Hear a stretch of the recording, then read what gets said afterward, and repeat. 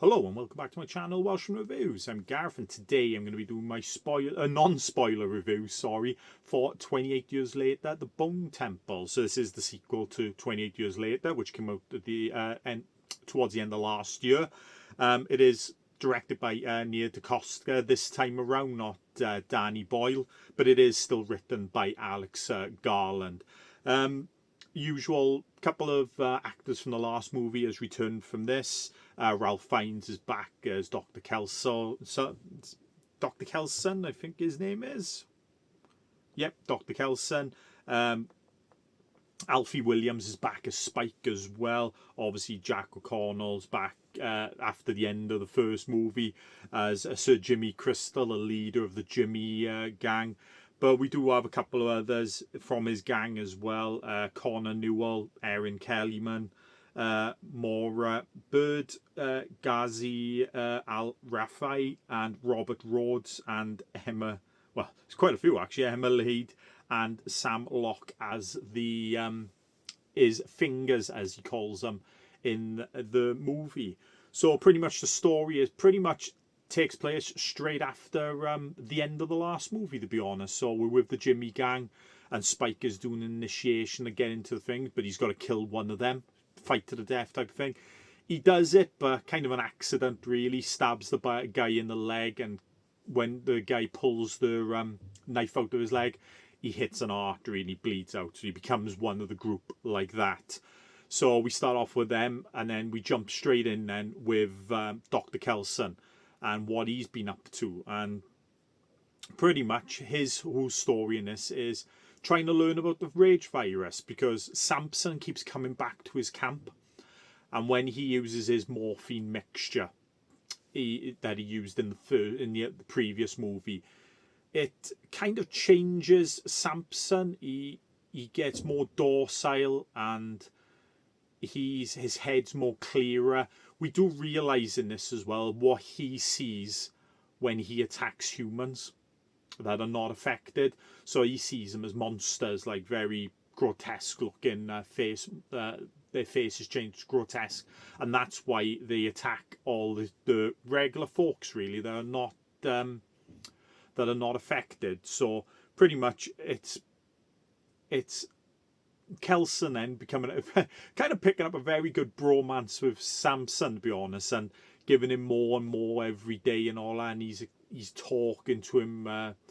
He says a nice line in it that even if you don't recognise me as a friend, recognise my tone that I'm talking to you in. So he's not screaming at him, he's not shouting, he's talking in a very calm, friendly way to Samson when Samson's under the effects of the morphine cocktail that he shoots him with. Pretty much that's it for the movie, the really story-wise. The rest really is the Jim. You follow a bit about the Jimmy. Not so. Be honest with you, don't really follow much of the Jimmy group, to be honest. You do catch up with them when they meet another group in a cottage. It is, and starts torturing them and stuff like that. It's a very uncomfortable scene for that, and like he sends one of them out to have a look for their next place, or they're gonna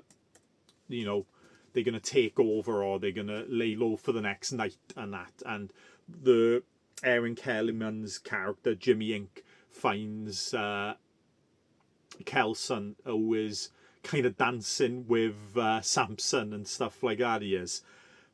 So she goes back, and then it's pretty much a bit of a confrontation. Not a confrontation, a meeting then, because they think Jimmy and his followers are Satanists. So Jimmy believes in Satan as his father and stuff like that. And when they find Kelson, and look and observe him from a distance, they think he is the devil and he is Jimmy's father. But Jimmy is, to say the least in this, is a con man cultist. He is, at the end of the day. Pretty much his fingers kind of do all the dirty work with the killings and stuff like that. Not so much Jimmy. Jimmy's just like your normal cult leader thing. They all follow him, believe everything he says and stuff. But Jimmy and Erin Kellyman's character does have a little inklings that he's not telling the truth all the time. And her and Spike kind of bond over, a bit of a bond. She takes him under her wing, it is, while they're in the Jimmy gang and that. But we do come across them when they actually do meet up with Kelson at the end. I'm not going to explain why they do and stuff like that. Watch the movie, because the last act of this movie is absolutely batshit crazy and amazing. Actually had me smiling watching it, and it's played with the music of 666, the Number of the Beast by Iron Maiden, which is absolutely spectacular. And the visuals of that last scene, of that last act, is absolutely fantastic. It is. And so that's pretty much the bit of the story of it. I gotta admit, I as much as I did enjoy this movie and I thought it was a good movie overall, it kind of let me down a little bit. The parts I loved about this movie, and I pretty much like all zombie movies, even though they're called zombies in there, I find it hard pressed to call that they're zombies at the end of the day. But what I like about zombie movies, and I think a lot of people have talked about this, is the zombies and the infected are kind of a backseat of these stories and them type of stories. They're the catalyst of what brings the movies about, but they're not the main story of the thing. The main story is how people react and act in these situations. So, are you going to be a good guy like Dr. Kelson, who builds memorials and all that? It might not be the grandest thing at the end of it, or like the more sane thing in the world, but that's what he does to show his appreciation or something like that to the human race and all that, with his memorial to the dead. But then you have the Jimmies, who are just pure evil and just kill people and that. And there is like a death scene when he tortures the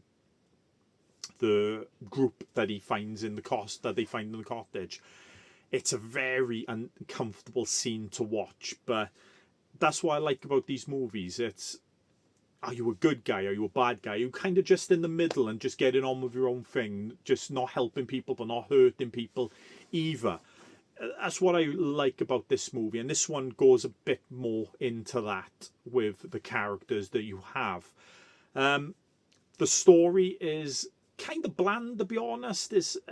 I was kind of disappointed with the Jimmies, to be honest. I was expecting, apart from the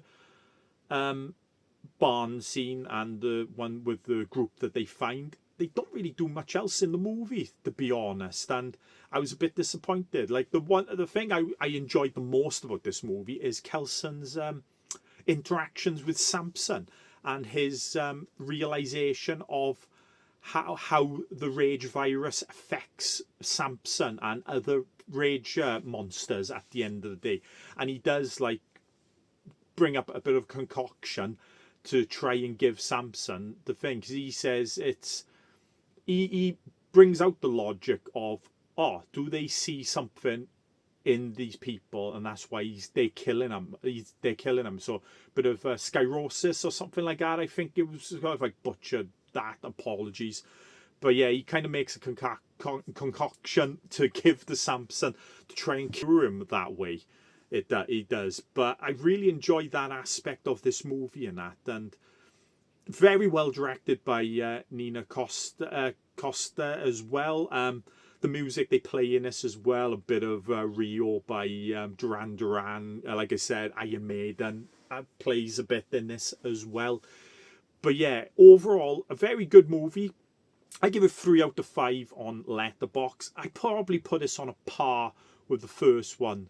So these will be good as a continuation. You watch the first one and you continue straight off on the thing, because like I said, at the end of the last movie where we had the Jimmies and they were doing a bit of a jokey kung fu style thing on that, at the end of that, I wasn't the biggest fan of it, but you don't see any of that goofiness too much in this movie. It's more serious and more serious in this movie. But yeah, overall, a pretty good film, a really good film. I did enjoy it. I gave it 3 out of 5, like I said, on my Letterboxd review. It is, but I do personally think it's been overhyped by everyone that's come out and watched it, and I know some people do it to try and get some likes and stuff like that on Instagram, and I'm not knocking that. If you really did enjoy it, I'm glad you really did enjoy it. But I didn't think this. I thought the majority of the story, especially the Jimmys, kind of let it down a little bit. I was expecting something a bit more ruthless overall with them, not just that one scene with the group. I was expecting a little bit more. I did, and but yeah, overall, I did enjoy it, and I do recommend watching it, and especially if you're a Brit, it does feel a very British movie, to be honest. It does. So yeah, 3 out of 5. That's my little review for Bone Temple. If you like this video, give it a thumbs up. Leave a comment below. Tell me what you thought of this, or if you're a fan of the 28 Years Later movies. I know a lot of people. I think it was a hit and miss. The last movie was. I really enjoyed it. I probably just a smidge enjoyed it a bit more than this one. But let's have a chat down below in the comments. And if you'd like to see more videos, I guess, please subscribe to my channel. I'll see you next time. Bye.